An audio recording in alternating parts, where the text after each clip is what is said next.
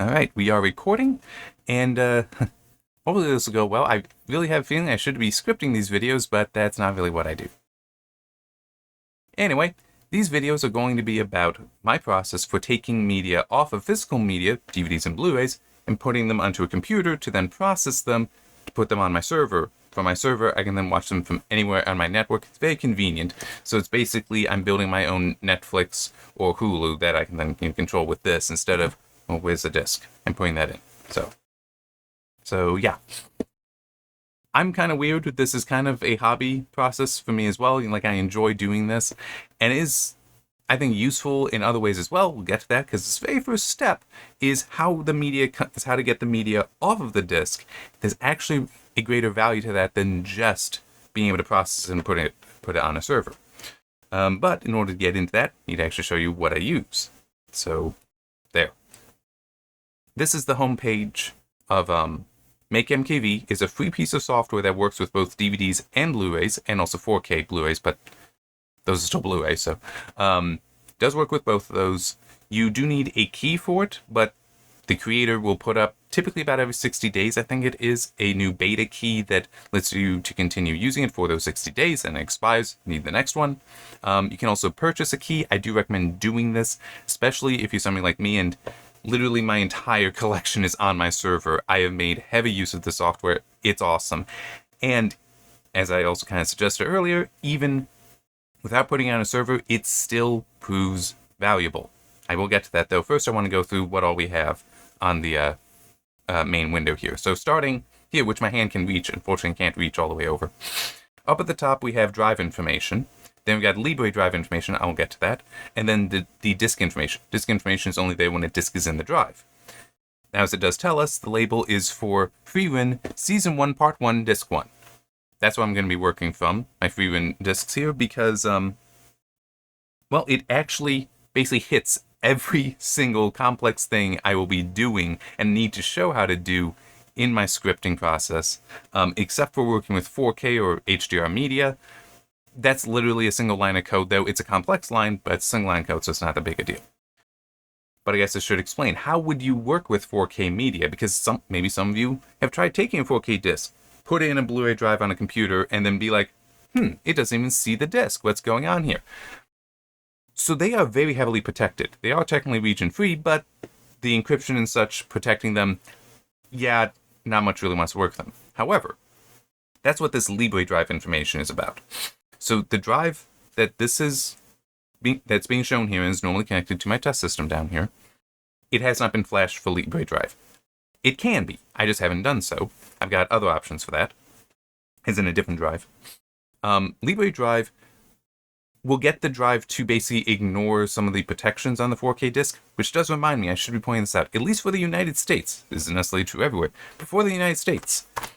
So long as you own it, what I'm showing you is perfectly legal to do, okay? But you must own it. If you don't own it, it is piracy. Don't do that. Seriously, don't. Right? It is illegal. But I own this. There's the disc right there. I'm perfectly free to do this. Because it counts as a backup copy. But yeah, so 4K discs do have some extra protections. Libre drive can get around that.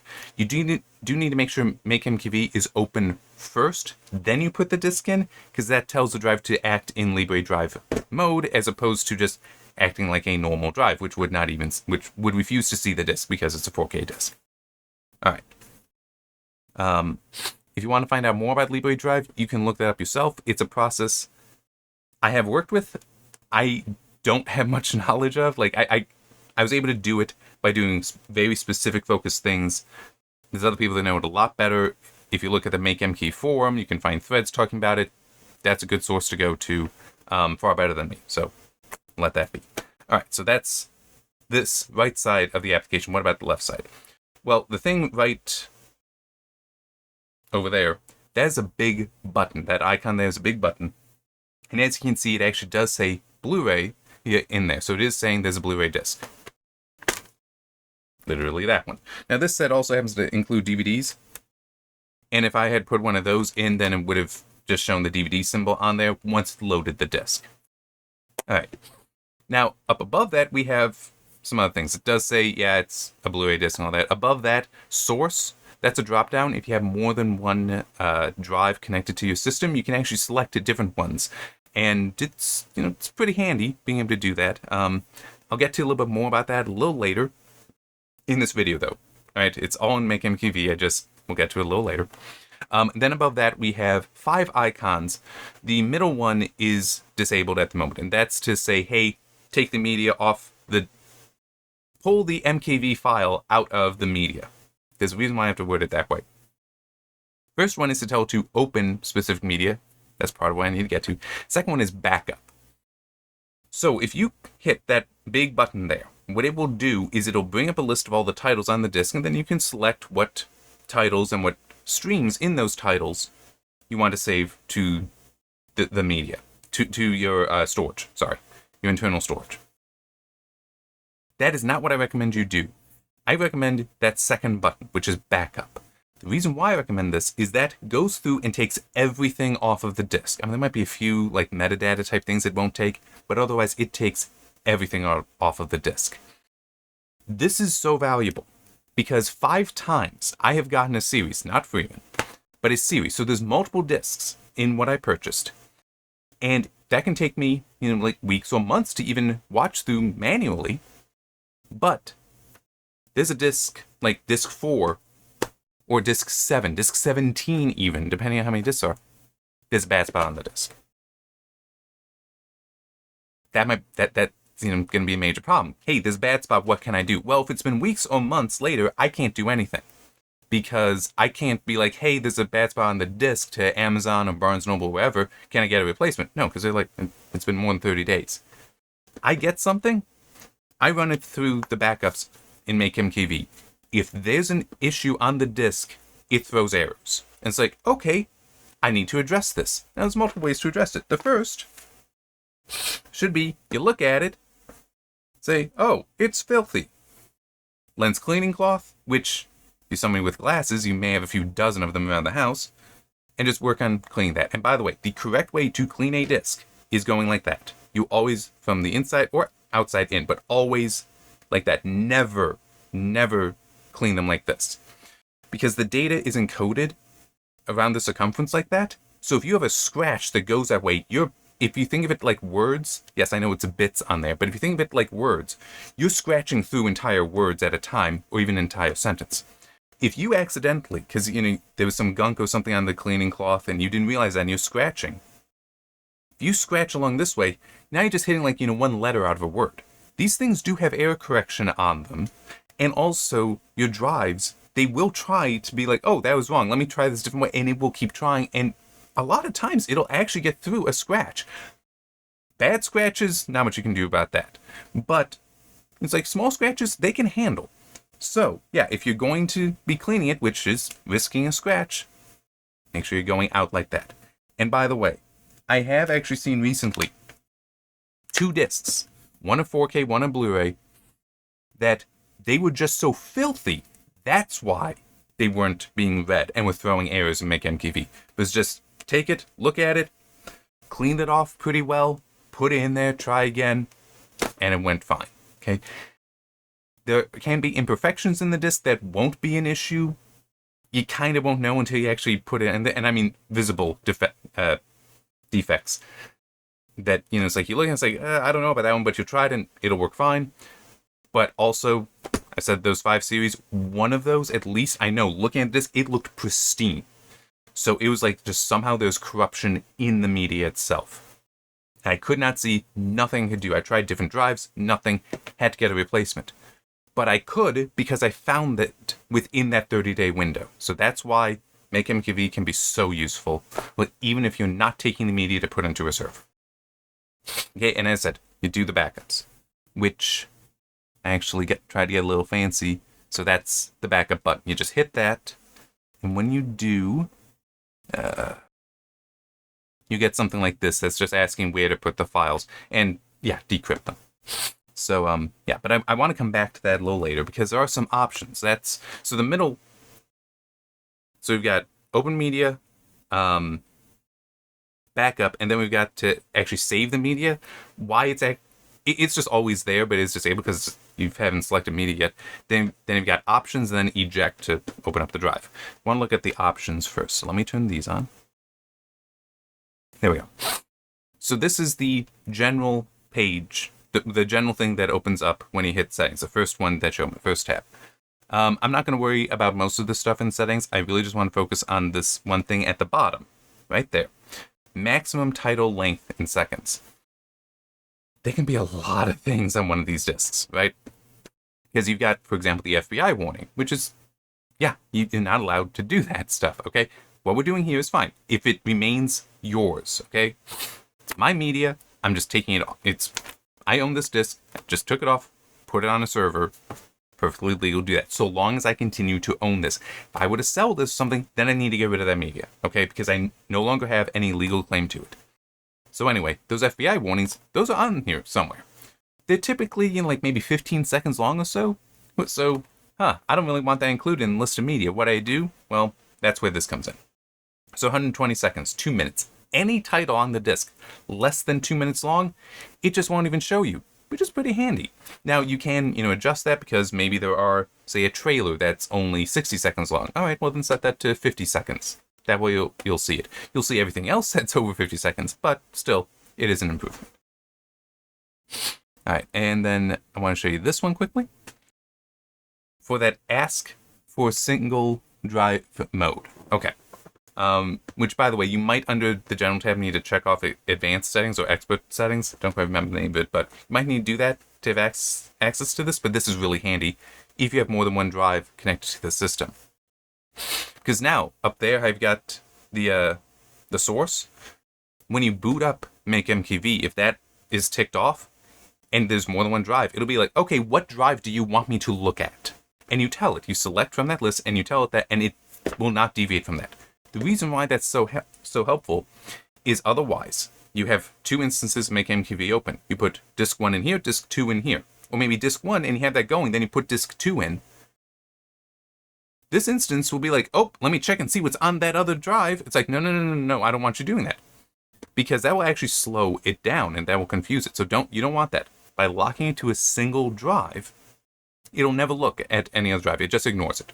So it's actually very helpful. And by the way, there are actually some people that will build like large computers that have multiple drives in them specifically to go through this. This drive that I'm using here is actually a USB drive. Again, though, you can have multiple USB drives plugged in. That's the setting you want in order to avoid any kind of a cross communication or confusion between the drives. All right. The other settings, that there are plenty there. Some of them are very nice, very powerful. You can investigate that on your own. The defaults, though, are going to be fine for you. All right. So now, back to this. So this is, you want to make a backup. Okay. You just need to tell, decrypt the video files, and then also where to save it. Okay, so it's going to make that folder on my M drive, the MakeMKV folder, backup, and then that's the name of the folder. FreeRun S1P1D1. And by the way, it does go into a folder. DVDs are different. It'll actually just save a backup of the disk itself, which is an ISO file. It will function in many ways the same as a Blu-ray for how you interact with it, but now you're interacting with the file instead of the entire folder or one file in the folder. I will get to that. I know I'm like talking like 3 steps forward. I will get to it. Although I'm not showing the DVD process here. So anyway, you select that. Maybe you want to change the location. That's fine. You do that. And you can hit this icon here if you want to get a UI to select the spot instead of just typing it in. And I'm pretty sure you can change where that location is. Actually, I think it would be on here. It will just know to go to a backup folder under this one. So you can just change it to whatever and should then put the backup folder, make a backup folder, and then put the specific disk under that. All right. So let's say, you're doing this, you hit OK, so now it starts working, and MakeMKV will look like this now, where it's the source, so what the drive is, the source file. This is actually very useful. Source size, also very useful. Read rate, that's also useful because that will tell you certain technical information. Like if there's a problem, it'll typically start slowing down. You'll see that. The output file where it's being saved, output size, that is useful along with source size, and then the free space on the drive. And then you've got the two progress bars. The top one is for the specific title being taken off, and then the lower one is overall. And they do have a kind of pulsing thing going along to help give you a sense of movement there. And then we've got this whole white space that if there is a problem, this is where it throws the error messages, okay? Now, just quickly explaining why source size and output size are so useful, as is source file. If there is a problem, those can help you know. Okay, so the source file, it'll tell you, okay, it's this file that has a problem. Source size is useful because, like, okay, so this is supposed to be about 5 gig.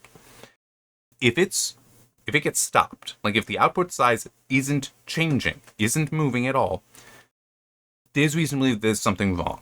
Okay, now it might just be dirt on the disk, you gotta clean it off. It might be something else that is actually not going to be an issue. Or it could be an issue. Okay, and it is also, if there's a true issue on the disk, that output size, it's like you try it once, it's like, okay, it stopped at, let's say, 2 gig. You try again, it'll stop at 2 gig again if there's a genuine problem on the disk. Okay, so that's just, it's helpful for troubleshooting, or at least having a better understanding of what the problem is and where. Also, source size is handy because it lets you know what you're looking at. So in this case, because that's 5 gig, that's going to be one of the main titles. So one of the episodes of Freewin, that isn't going to be one of the extras. You wouldn't expect those to be 5 gig. And then, of course, we've got over here the estimates for how long it's going to take for it to finish. They can be rough, but yeah, they do work. All right, so after the backup is saved, you want to open it. So going back to here, that first button, that's what you would hit. Over there, that first one before the backup button, that's what you would hit to get this kind of UI. And you can see the this PC media swap, MakeMKV backup, and then we're in the backup folder that was created, and then within the BDMV folder, and you see these two index.bdmv and movie object.bdmv. That's what you want to select. Either one of them, doesn't matter which. That's what you select to tell MakeMKV to open the backup, okay? This is a quick aside. It is very useful, though. It is very useful. If you want to view the whole disk itself from the backup with an application like VLC, you can go to Open Disk, tell it it's going to be a Blu-ray disk, but then navigate not to the BDMV file, navigate to that Freewin S1P1D1 folder. So the folder above this, that's where you want to navigate to. And it will actually now, because the video is already encrypted, it'll play the disk. And that can be very useful for like going in and checking things about extras. So it's like, I want to know the proper name to this extra. It doesn't say it on the back. All right, I'll just load up the disk and see what it says that is. Okay. There's another point that occurred to me about, oh yeah, you may also want to have Java installed because Blu-ray discs actually use Java for some of the menus. VLC will benefit from having it, might need to point it in the right direction. MakeMKV as well. MakeMKV doesn't need it, but I do actually have some disks where it can read via Java. It can read stuff out of the menu and properly name the titles, which is the next thing I'm going to show you right here. So you see how we've got, on the Blu-ray disc, Freewin S1P1D1. We then have the different titles. That first one is actually all of them together, but, after that we've got, just Freewin S1P1D1, 5 chapters, 5 chapters, 5 chapters, 5 chapters, 5 chapters. We got all that there. If MakeMKV has access to Java and the disk is configured for this, it will actually pull out and be like, oh yeah, that's the main feature. Oh yeah, this is that extra. This is that extra. This is the menu background. This is the FBI warning. It's actually very helpful when disks are authored that way. They're not always authored that way. Okay, so we've got this thing. As I said, that first title on there is all the media. So that's the play all, you hit that and go through. Because that's actually how a lot of this media works, including DVDs. Blu-rays do it more often, though, where the titles are actually playlists. And if you were to... so it's just playing from one thing to the next. And that's pretty useful for some things. For example, movies that have multiple cuts on the same disc. It will just... It's broken up into multiple segments, and it'll just be like, okay, now go to that file. Now go to that file. That one, that one, that one. Okay. And that's technically what this would be doing as well. plays through one title, and then it's like, okay, done. Play the next one. Okay, next one, and go on like that. For my purposes, though, that's not what I want. I want just the 5 gig titles below. All right. So within each title, you will see multiple streams. I'm going to use the term streams. I might also say track. I want to use the term streams because that's how FFmpeg sees them, and FFmpeg is what I use to do basically all the video and audio processing here. Some of the file muxing, so bringing the streams together, that I use a different I can use a different application for. I will get to that, and I will need to because this, as we can see here, it's got 5.1 English, 2 tracks. I will explain that in a little bit, and it has Japanese. It also has 2 separate English subtitle tracks on here because, well, I'll explain that as well. There's so much going on here, and this is why I want to go through it all, because it is complex. And I really hope I'm not talking too fast. Yeah. I'll try to intentionally slow down here. So, starting with the audio. We have True HD, that's Adobe standard, Surround 5.1 English.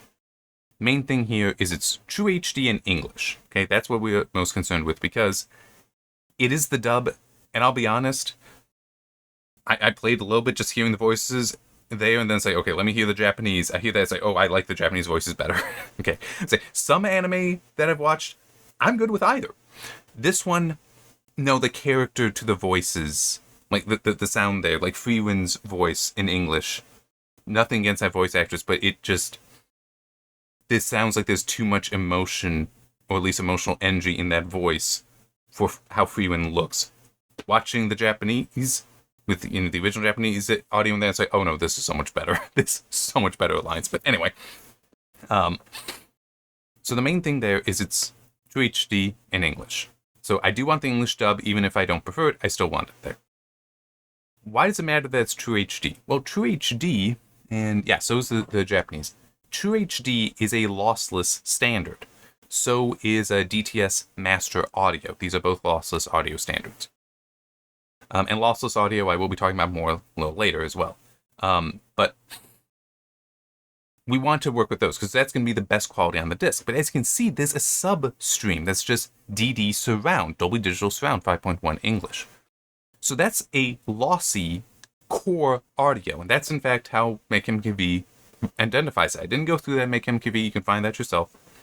But I don't want that. That would be a separate stream, and it's going to be inferior to the 5.1.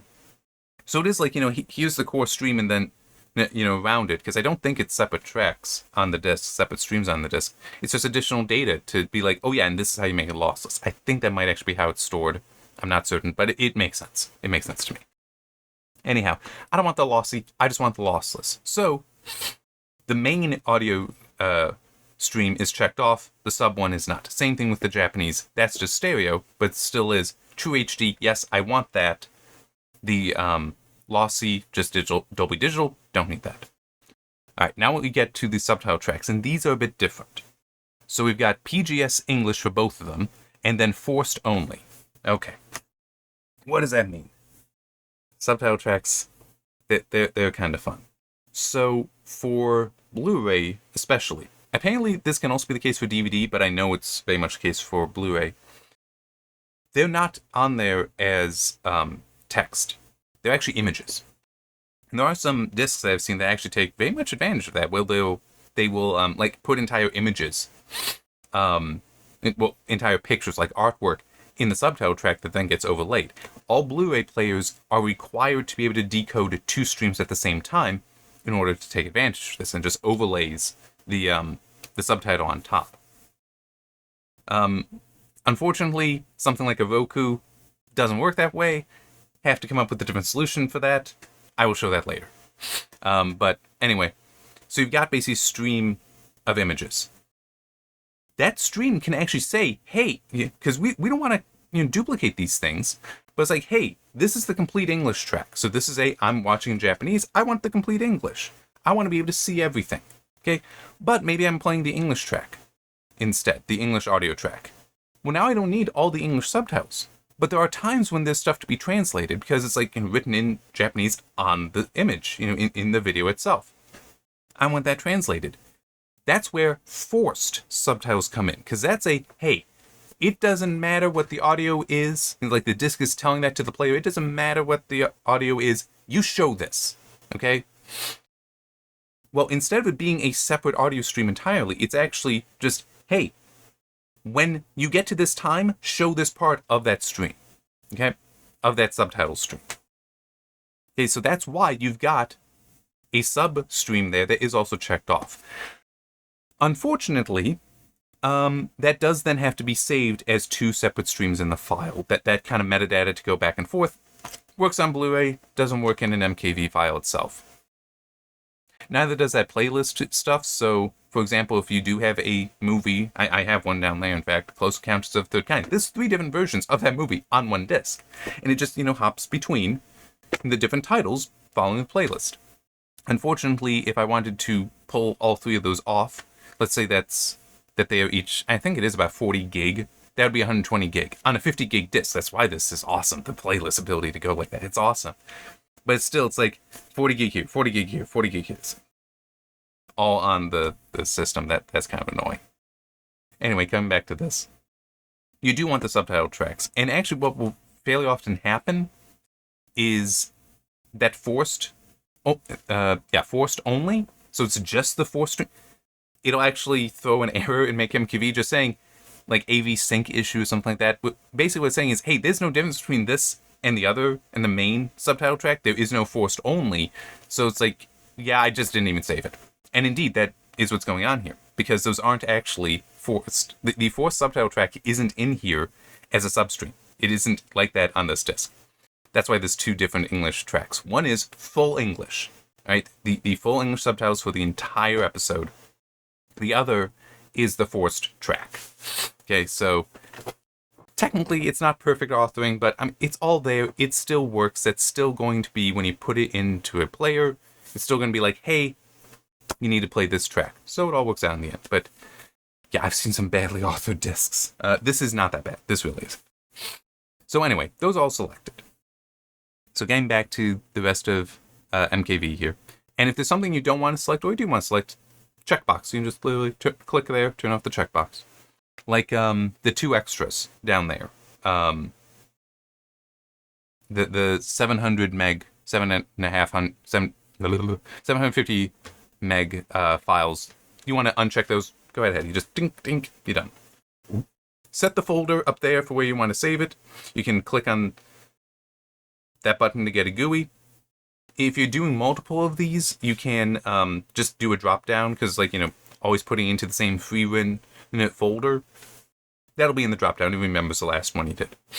And then you can also set the name, which that's the metadata name. So that's within a file. Like this could be FreeWin SP1, well, S1P1D1 might be in there, but the file name itself could be FreeWin season 1 episode 1. Okay, those can be different. But MakeMKV will use that name, the metadata name, to figure out what the file name is. So editing that propagates through. I'm just trying to think if there's anything else, but nothing really coming to mind. Once you've got all the selections you want, if you want to change any of the metadata names, you do that, or file name. You can set file name in there as well. You then hit that button, and it will actually now go through the process of taking the files out of the backup, putting them on your drive, and you've got an MKV file now that you can work with. And that's technically where we're done. Oh, yeah, I guess I should mention down here, the log here. So this is from, I opened up the backup, and as you can see, it's talking about a bunch of M2TS files. That's what the media is actually being stored in, of length 10 seconds, which was less than the minimum length of 120 seconds and was therefore skipped. If you wanted to keep those, then you would just go in and change that option here to be less than 10 seconds. I'm not sure why you would want to do that, because I can't imagine really wanting those, but you can. And it is also, they're all there. See, this is another thing that I think I had said before, but I'm going to say again. I've recorded this video like 5 or 6 times now, because I kept making mistakes. So, just in case, I will say it again. This is another advantage to using the backup, because it's a lot faster to read out of the backup than off the disk. And if we go back, to here, that's going at 15.6 megabits per second. Pretty sure that, wait, no, maybe that is megabytes. In any case, USB here, okay, and this is to an external hard drive, okay? So it's a hard drive, not an SSD, and it's just USB 3. I see this thing pulling at like 150 megabits up to 250 megabits, okay? Pulling off of a backup, even from an external hard drive, a lot faster than going back to the disk. But sometimes you do need to do that. Like if you've already gotten rid of the backups. But it is a, hey, maybe that extra, turns out I wanted that. I should not have unchecked that box, or maybe you did need to adjust the times here in order to get it. Whatever, it's a lot easier to open up the backup, go and pull that out, than going back to the disk. I think I'm done. Let me just think if there is anything else. I'll just repeat myself that even if you are not interested in continuing with the next steps that I will be showing in other videos, which is going to be how I actually do all the processing for this, which is a few things that you have to do before getting to the processing, and then this stuff after the video is processed that you still need to do. Especially with this, with managing the subtitles. That I'll typically do after I finish with the processing, or in parallel with the video being processed, because that can take a while. But even if you're not interested in doing any of that, it still is this is a way to check that the disc is good. And that alone, it can really be worth it. It really can. Because it's like, I said 5 different things. I think 2 of them, one I know was like $30 I spent. The other would have been like 50 to 60. The other 3, were each over $100 that set. So if I had a bad disc, then that might be I'm going to have to spend over $100 to get a replacement set if I didn't find that within the return window. Yeah. So it's worth doing that. And also I will mention that technically for my server, I could just, what this spits out here, I could technically put that on the server. It'll take up a lot of space, but technically I could. I would not recommend that, though, unless you are comfortable with having a lot of storage behind that server. Hey, perfectly fine. If you want to do it that way, that's cool, because that means you're getting the best possible quality. It's going to be hitting your network a bit, but best possible quality, that's valuable. Me, I'm happy with trying to compress this stuff with either X265 or SVT AV1 HDR, which is a fork of the SVT AV1 encoder. I'll be going through that stuff, heavily focused on AV1, on the AV1 encoder. I will also talk about 265. It is still a useful and relevant codec, but its use case is different can be different than AV1, and is also only recently. I've been doing this stuff for a few years now. Only recently has SVT AV1 HDR actually gotten to the point, or any of the AV1 encoders that I've used, only recently, like in the past few months, because I haven't updated it since April 2026. Only recently has it actually gotten to the point that I would say more than half the time, or the majority of the time at least, it's doing better than X265. Before that, I had to test both, because it might be nope, AV1 hates this video, I need to use X265. But it's still, we'll go through it. There's times that one is better than the other. So, yeah. Alright. Oh, I should also mention, I think I kind of suggested earlier, I like spending the time tuning in these scripts that I will be getting to. I know I'm weird, but it's really neat to be able to get... Yeah, let me just open up to help give you an idea. Alright, so I'm looking, because I still have the files here. Okay, so, episode 1 of Prewin here, that it tells us is 5.3 gigabytes, right? That's what it says there. Technically, I'm adding 2 things because I'm putting in some subtitle tracks. I'll explain that when we get to it. As I said earlier, though, the Roku, it can't decode 2 streams. So these image streams for the subtitles, it doesn't really like working with them. It has to burn them in to the video. But there is another option. It takes some work to get it set up right, but there's another option.